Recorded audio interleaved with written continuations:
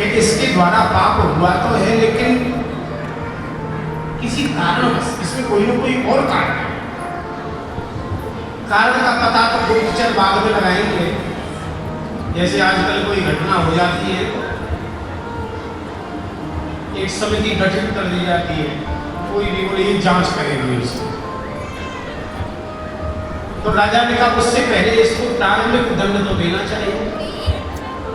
इसके हाथ के द्वारा इसके पति की मृत्यु हुई है, तो ऐसा करो इसके दोनों हाथ कटवा दो।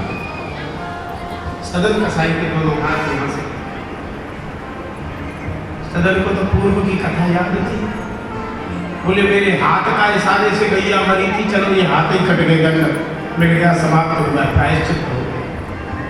अच्छा एक निवेदन करें, ये जो ब्राह्मणी थी ना, ये वही गाय थी पूर्व जन्म में जो इनके हाथ के इशारे से कटी थी। और जो कसाई था वो इसका पति बना था। सब अदले का बदला चलता है भैया, उसने पत्नी बन के गला काट डाला उसका। और इनके दोनों हाथ कट गए, हाथ के इशारे के कारण गाय मरी। अब टोटे हो गए, बिना हाथ के हो गए। सदन जी रोते हुए भगवान जगन्नाथ की यात्रा की जगन्नाथपुरी गए। जगन्नाथ जी में इनका मन था कि मैं भगवान को प्रणाम करूं। प्रणाम साष्टांग करना चाहिए। साष्टांग किसे कहते हैं? ये हाथ बिल्कुल आगे हुए, हाथ, कोहनी, मस्तक, वक्षस्थल, पेट, घुटने, पैर और दृष्टि, ये सब भगवान में जुड़ जाए, भूमि का स्पर्श करते हुए उस प्रणाम का नाम है साष्टांग प्रणाम। तो मेरे हाथ तो कटे हुए, मैं साष्टांग प्रणाम करूं कैसे? उस कटे हुए हाथों से एक दूसरे से रगड़ने लग गए। बड़ी भारी उनको पीड़ा हो रही थी। और जैसे ही महाराज इन्होंने साष्टांग करके उन हाथों को आगे बढ़ाना चाहा, भगवान जगन्नाथ की ऐसी करुणा भई कि इनके कटे हुए हाथ फिर से प्रकट हो गए और दोनों हाथ। इस चमत्कार को देख करके सदन कसाई की चरित्र को सुन के आश्चर्य। इस कथा को क्यों सुनाया आपने आपसे? इसीलिए सुनाया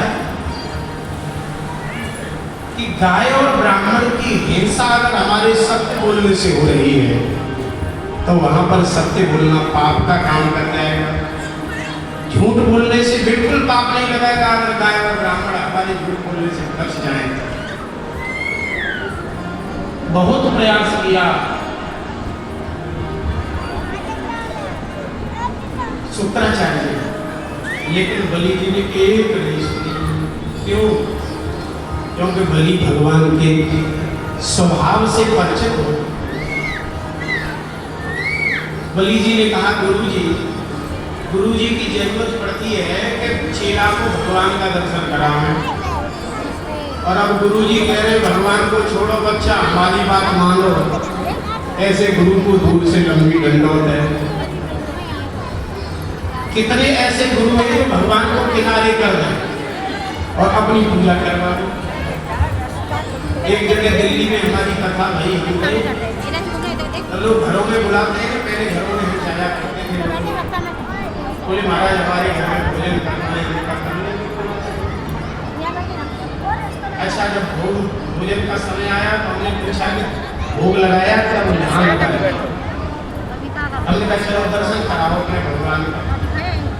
अब जब दर्शन कराया तो वहाँ कोई भगवान नहीं है, डाली वाले बाबा बैठा करते थे अपनी भगवान की जगह। हमने कहा भले आदमी हमारे धर्म को क्यों भ्रष्ट कर रहा है? तो इस दाढ़ी वाले का झूठा खा चाहे कछु तक, हम तेरे घर का पानी तक नहीं पिए। हमें क्या लोग है तेरे को?